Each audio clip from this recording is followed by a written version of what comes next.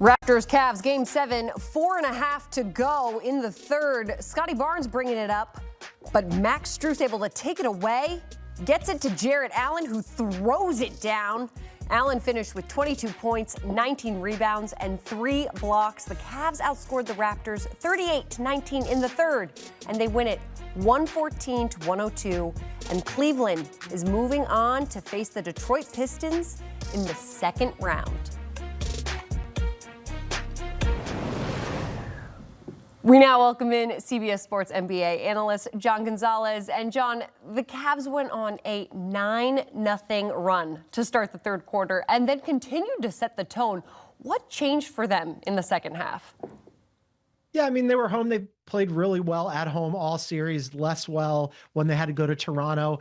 This team is really about 4 guys, and all 4 of them came to play tonight, especially and including Jarrett Allen, who had not just his best game of this series, but maybe his best playoff game ever. He goes for 22 points, 19 rebounds, and 5 stocks, steals, and blocks combined. That's the Jarrett Allen they're going to need in the next round against the Detroit Pistons, who, we'll see. Jalen Duren did not have a good series, but those 2 guys especially, it'll be very interesting to see how they match up. But Donovan Mitchell goes for 22 points tonight. James Harden, famously not great in Game 7s. He was fine tonight. And then Evan Mobley contributed as well. So full Cavs effort on a night when they didn't even shoot that well tonight, Caroline, and that's generally what they need to do in order to beat teams. But the Raptors, the poor Raptors, man, I mean, like, they just didn't have enough firepower to match up with the Cavs. So the fact that they even took it to 7 games was a little surprising for me. But the Cavs were the better team all season long, and they were the better team in this series, and they're moving on.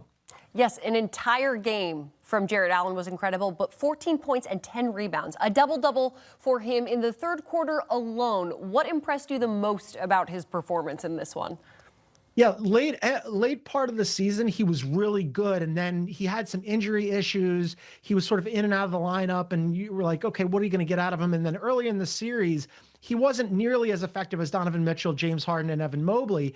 And so this is the Jarrett Allen that I think maybe casual NBA fans aren't clued into. That guy is an absolute monster on the boards, and especially defensively. He is a more useful offensive player than, say, a Rudy Gobert, and maybe like a tick below him in terms of being a rebounder and a defender. And tonight he was just, there was no answer for the Raptors on the glass or to, get to the rim and do anything offensively, because Jarrett Allen was guarding the rim so effectively. And you just saw a huge disparity between the level of play for Jarrett Allen and somebody like Jakob Poeltl, who was terrible in this series. He was, marginally okay in the fourth quarter tonight, but Jarrett Allen just played him off the floor. And when you have 2 bigs like that, both Evan Mobley and Jarrett Allen, that you can play together and that give you a little bit different skill set, in that Evan Mobley can play a little bit further out from the basket. Jarrett Allen obviously isn't a 3-point shooter, but both of them can be rim protectors. Both of them rebound the ball really well. When those 2 guys are going together at the same time, that really unlocks something for the Cavs, because you kind of know what you're going to get from the backcourt. Donovan, and I understand that some people love to hate on James Harden, but James Harden has been good for them this series. But you kind of know that those 2 guys are going to be there and they're going to be effective. If Evan Mobley and Jarrett Allen are both effective at the same time, that really takes the Cavs to the next step. It changes the dynamic completely.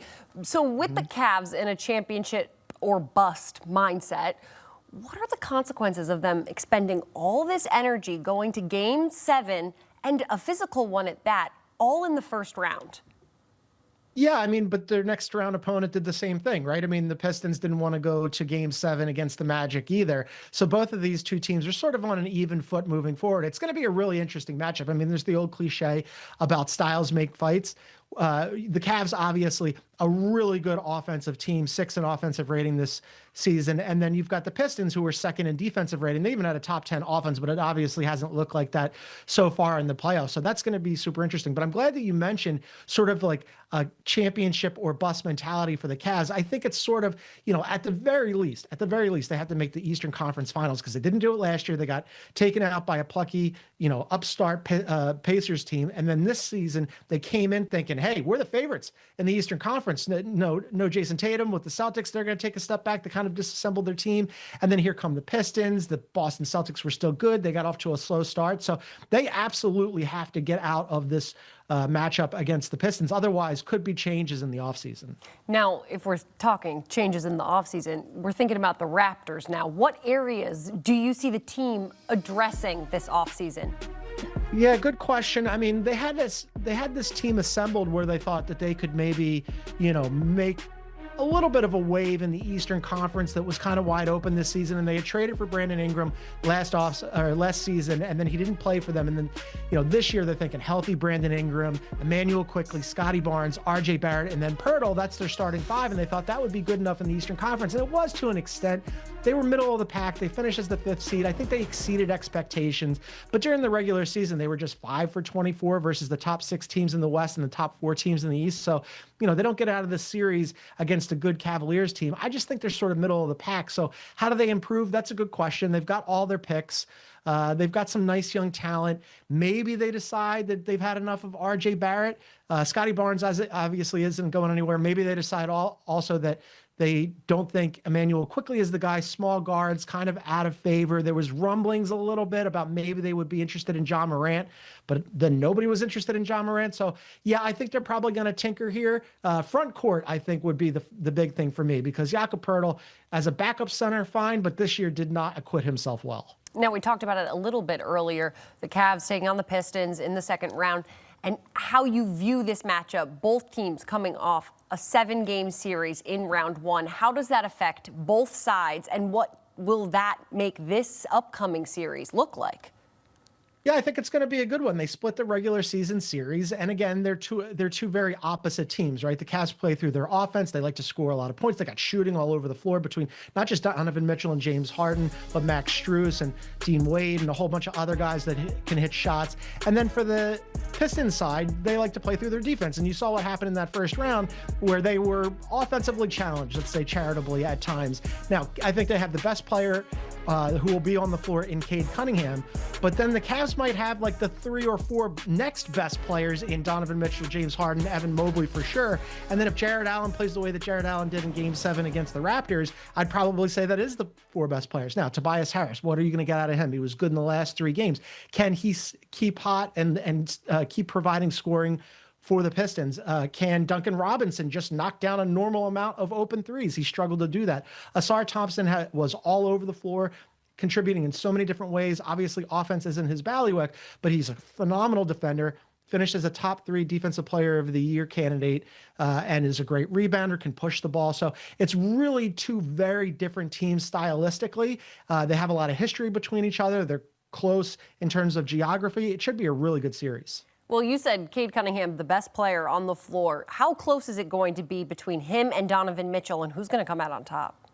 Yeah, it's Cade Cunningham for me, just by virtue of the season that he had. But if you're going to go historically, Donovan Mitchell is right there with him. It's a 1 and 1A situation. I don't think there's a huge gap there. But Cade Cunningham was so good this year. He was a top 5 MVP candidate. I think he's going to be first team All NBA. Donovan Mitchell will make All NBA too, just not first team. That's a big deal, right? Because Cade Cunningham is a 2-way player. Donovan Mitchell not nearly as good on the defensive end, but how much offense that Cade Cunningham is going to have to generate and always has to generate for the Pistons, as opposed to Donovan Mitchell's a bucket, but he also has a lot of other offensive weapons around him. So can the Cavs do it? Because Donovan Mitchell and James Harden, not exactly known for that. They'll try. They definitely work at that end. They're just not as good at it. And then on the flip side, how much offense can the Pistons generate beyond Cade Cunningham? Well, John Gonzalez, thank you, as always, for the incredible analysis. We'll have to wait and see what happens. All right.